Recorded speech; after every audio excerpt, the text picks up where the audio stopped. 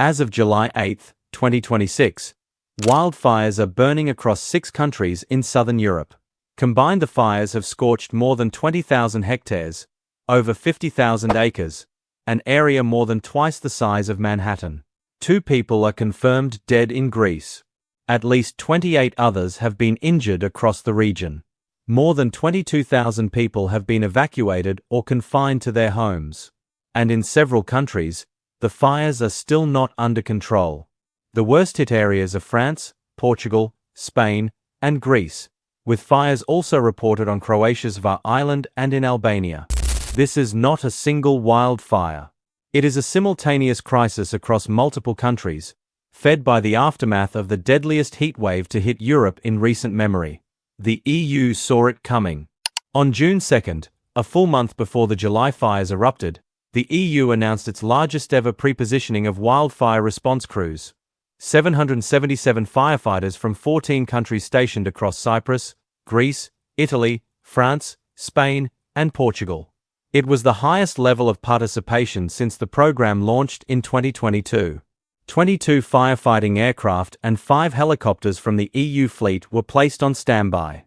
Hadja Labib, the EU Commissioner for Preparedness and Crisis Management, said at the time, "When fires threaten communities, Europe responds as one." That deployment was based on what had just happened.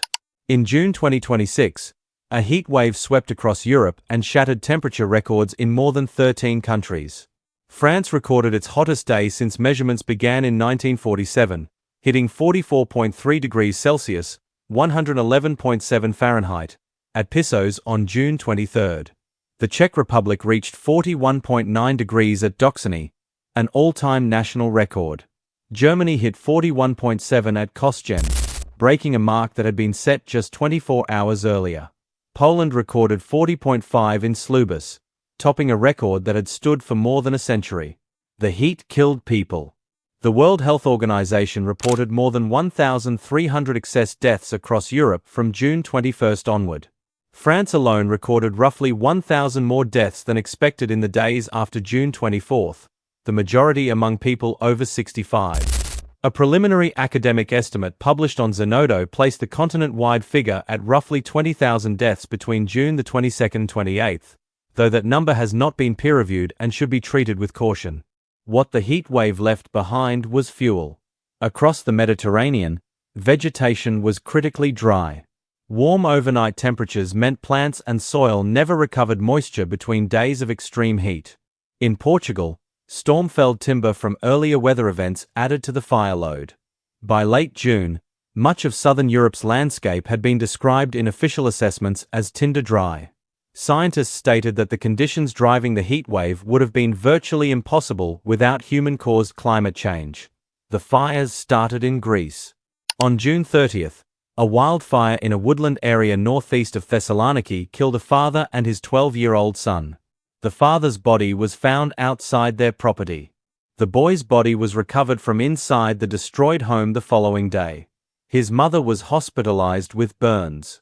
By July 1st, a separate fire had broken out in the central Greek region of Thyautida, where 135 firefighters and 25 aircraft were deployed and 2 villages were ordered to evacuate. Then it spread. Just after 3 a.m. on July 2nd, a fire ignited in the Turral hamlet in the municipality of Vozela, in Portugal's Viseu district, south of Porto. It spread overnight across 4 municipalities: Vozela, Oliveira de Frades, and Tondela in the Viseu district, and Agueda in the Aveiro district. By July 4th, the fire had consumed an estimated 13,000 hectares. Later reporting placed the total closer to 15,000 hectares across all fronts. More than 1,200 firefighters, roughly 400 vehicles, and 15 aircraft were deployed. 8 people were injured, 2 of them seriously. A 55-year-old man suffered 2nd and 3rd degree burns while trying to fight the fire near his home. A 34-year-old sustained a severe head injury after falling from a water-carrying vehicle on uneven terrain.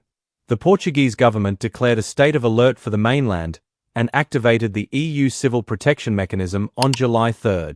Spain responded within hours, sending 118 firefighters and 45 vehicles, along with 3 firefighting aircraft from its own fleet and from Italy. A Copernicus Sentinel-3 satellite image from July 3 showed the Vuzela fire's smoke plume stretching roughly 620 kilometers westward over the Atlantic Ocean. The fire was declared under control on July 5 and had no active fronts by July 6. By then, new fires were burning elsewhere.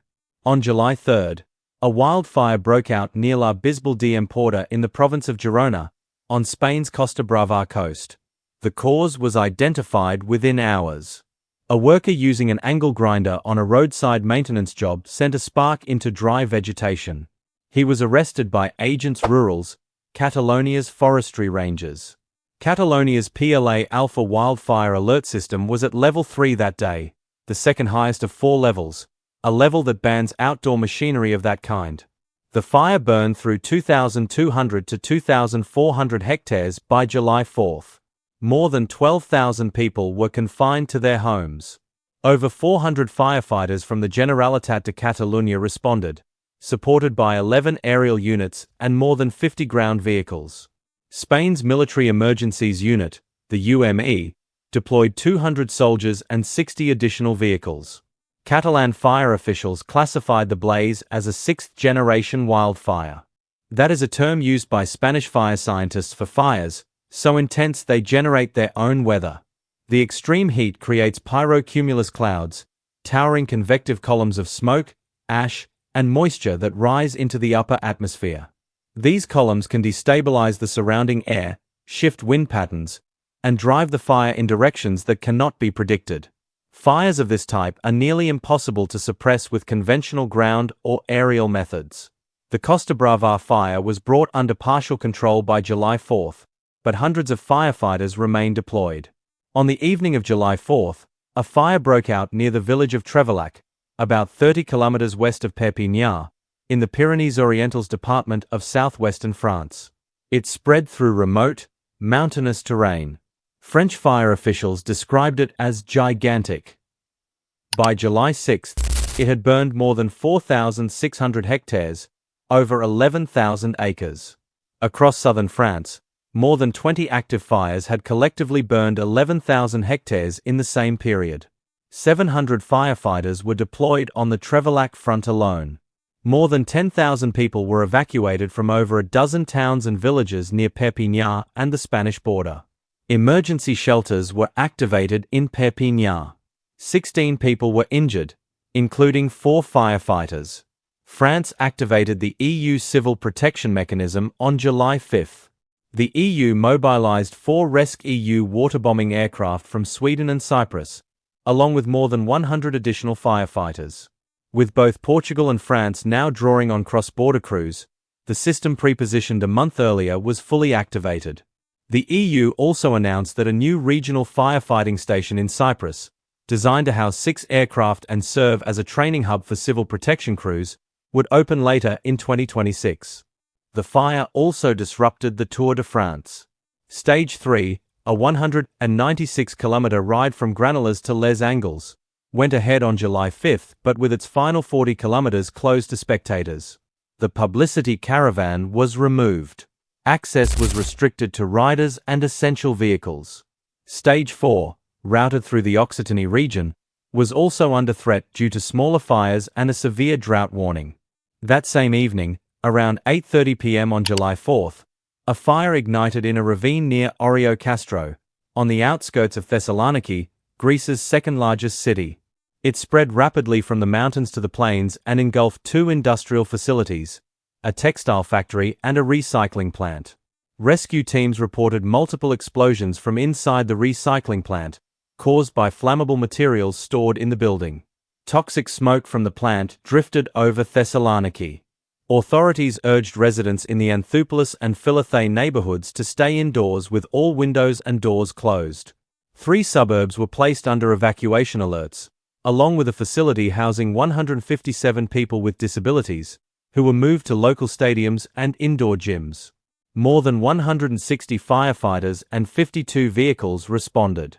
4 firefighters were hospitalized, 3 with respiratory problems from the smoke.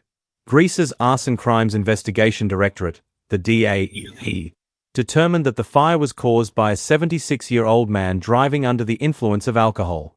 His car left the road at speed, fell into a ditch, and sparks from the wheels ignited dry vegetation around the ravine. Greece was dealing with fires on several fronts at once. On July 6, a wildfire broke out west of Athens in the Mandra area, burning through pine forest. 210 firefighters, along with volunteers, specialized teams, and 29 aircraft, were deployed.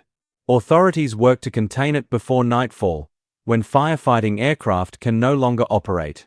Across the country, 96 fires were extinguished in a 48-hour period during the early July surge. Brigadier Ioannis Artopoios, the Hellenic Fire Service spokesman, stated that approximately 85% of wildfires in Greece are caused by negligence, including sparks from agricultural machinery, discarded cigarettes, and outdoor barbecues. This crisis follows the worst wildfire year in EU history. In 2025, according to the EU's Joint Research Centre and Copernicus, 1,079,538 hectares burned across 27 EU member states, with 7,783 fires mapped in 25 of those 27 countries. That total was nearly double the average from 2006 to 2024.